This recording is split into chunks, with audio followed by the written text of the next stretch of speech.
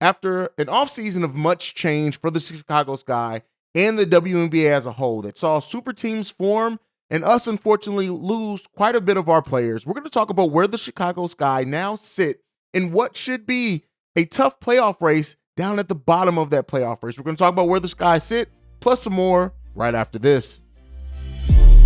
Welcome to Chicago Sky Central, and here's your host, Haize. All right, Chicago Sky fans, welcome to another episode of Chicago Sky Central. I'm the host here, Haize. You can follow me if you choose to do so at CEO Haize on every social media platform, but let's get into it. So the winners and losers list that was destined to come after the WNBA offseason is all but kind of settled, right? We still have the WNBA draft to get to, but all the big names are kind of where they're going to be. And listed amongst the winners are, of course, the Las Vegas Aces and the New York Liberty, as they should be, considering what they were able to accomplish in this offseason. All that makes sense. I have no problem with that.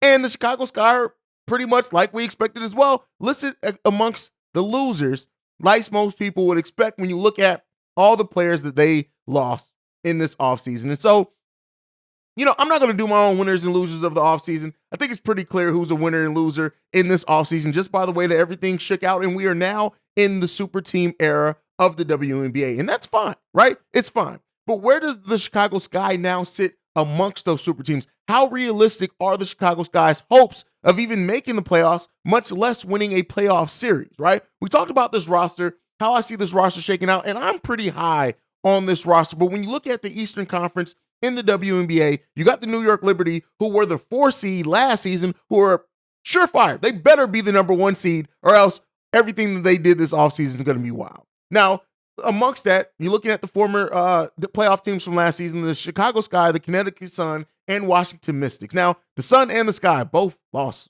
some tough players in that area. The Washington Mystics, we'll see what they end up doing. The Atlanta Dream have made moves as well, and the Indiana Fever, who you guys know, I want to see the Fever lose at any chance that they can. So it really does sit to, in that Eastern Conference, where do the Chicago Sky sit? Can they still be one of the 4 playoff teams? I think that they can. And it's going to come, and it's going to have to come by the defensive effort of this team. And while it's hard to really predict how a team that's this new is going to play just by on paper, right? I don't like to really crown teams based off paper. I like to have something tangible. And it's going to be a while, unfortunately, until we have something really tangible to see how this team comes together. But when you look at the roster of this team and you look at the starting lineup that we're going to have, we are going to be a team that's going to push the pace and get out in transition. We're going to rebound well, and we're going to try to attack the basket. But for the Chicago Sky to really have any type of success, as far as big-time success, I think it's going to have to come by Kahleah Copper playing at an MVP level. Now, there are some questions. Some people doubt how well Kahleah Copper is going to fare with this current team that's around her. But I really do look at this team that's really built and suited to our skill sets. And Kahleah Copper is a player that we all know has that MVP potential, right? We know what she can be. She's one of the more fierce players in the WNBA, and she's one of the players, not just because she plays for my team. When people ask me, who should I watch to get into the WNBA? I say, go and check out Kahleah Copper highlights and tell me, as a basketball fan, does that not get you excited? Kahleah Copper has that level of skill, but when you look at this team, when you look at the Isabel Harrisons, the Courtney Williams, the fact that these are players, Elizabeth Williams as well, these are players that just have found a way to stick around this league, and you know what they can give you. And look at Marina Mabry, right? And the talent that she has, and the fact that she is a willing person to set people up if she's on that type of team. I'm looking at this team, and this is going to be a team that, as the identity forms, it's going to have to come by death by 1,000 cuts, right? That's how this team is going to survive. That's how this team is going to be able to perform probably higher than a lot of people's expectations. Now, I did see there is doubt, even people on this channel, doubting the team because they don't have the names. And while in most sports, but especially in the WNBA, the teams with the most talent usually get the job done.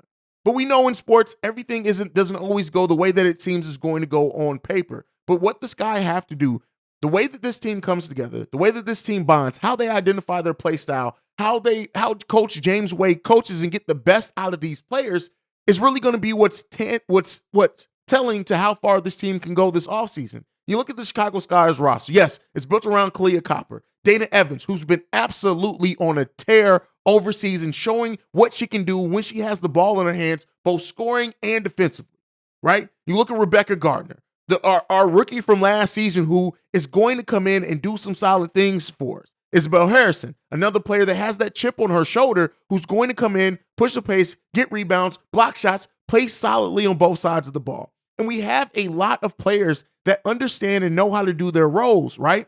And by that, we can very well be greater than the sum of our parts. So in looking at this team and what, at least right now, on paper, we're slated and expected to do, I know that there's a lot of doubt surrounding the Chicago Sky, and that's rightfully so.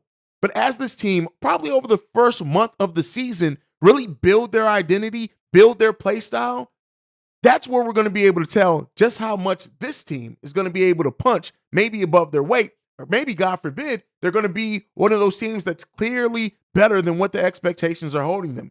It's fair that most outlets are listing the Chicago Sky as losers in this offseason because of everything they have lost, right?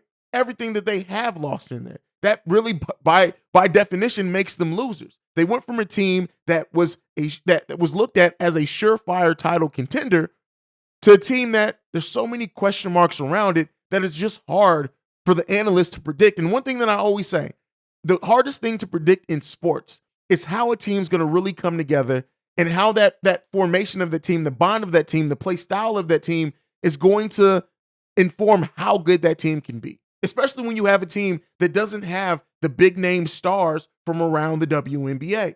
But while the Sky are going to have a rough go, right? They're going to have that. They're going to have a rough go. And as that comes, and the WNBA playoffs are a little bit different where everything's kind of thrown in. But as that goes forward, and as we see how this team is able to come and how that identify how Coach James Wade coaches this team, I think that there's hope for optimism around the Chicago Sky team, at least in my opinion. Now, I could very well be a homer.